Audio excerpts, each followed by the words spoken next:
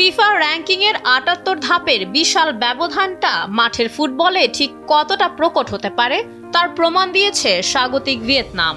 হ্যানয়ের হ্যাংডে স্টেডিয়ামে ম্যাচ শুরুর বাঁশি বাজার ৮ মিনিটের মধ্যেই ভেঙে পড়ে বাংলাদেশের প্রতিরোধ। যে আত্মবিশ্বাস নিয়ে হাভিয়ে কাবরেরার শিষ্যরা মাঠে নেমেছিলেন, আত্মঘাতী গোলের দুর্ভাগ্য তা শুরুতেই নাড়িয়ে দেয়। তখনই যেন ম্যাচের ভবিষ্যৎ লেখা হয়ে গিয়েছিল। খেলার ১৮ মিনিটেই ব্যবধান দ্বিগুণ হলো ফাম হুয়ান মানের হেডে।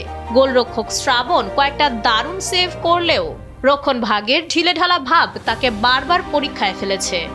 ৩২ মিনিটে ভিয়েতনাম যখন তৃতীয় গোলটি করল, ম্যাচ কার্যত তখনই শেষ হয়ে যায়। প্রথমার্ধের ৩-০ ব্যবধান কেবল স্কোর লাইন নয়, বরং বাংলাদেশের জন্য ছিল এক কঠিন রিয়ালিটি চেক। ম্যাচে বাংলাদেশের প্রাপ্তি বলতে কেবল ২০ মিনিটে ফাহিমের সেই জোরালো শট। তবে দ্বিতীয়ার্ধে ভিয়েতনাম কিছুটা রক্ষণাত্মক খেললেও ম্যাচটি পরিবর্তন এনেও ম্যাচে ফিরতে পারেনি বাংলাদেশ। কিন্তু হারের এই ক্ষত নিয়ে বসে থাকার সময় নেই। আগামী ৩১ মার্চ সিঙ্গাপুরের বিপক্ষে মাঠে নামবে লাল সবুজরা।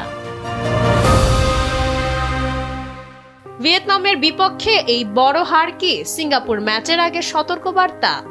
এশিয়ান কাপ বাছাইয়ের তৃতীয় রাউন্ডে টিকে থাকার আশা আগেই শেষ হয়েছে, কিন্তু সিঙ্গাপুরের মাঠে মান বাঁচানোর লড়াইয়ে এই ভুলগুলো শুধরে নেওয়াই হবে কাবরেরার সবচেয়ে বড় চ্যালেঞ্জ।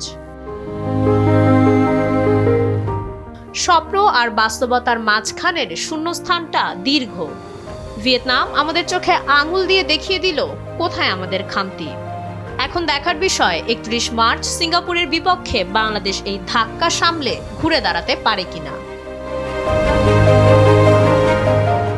ডেস্ক রিপোর্ট, সময়ের আলো।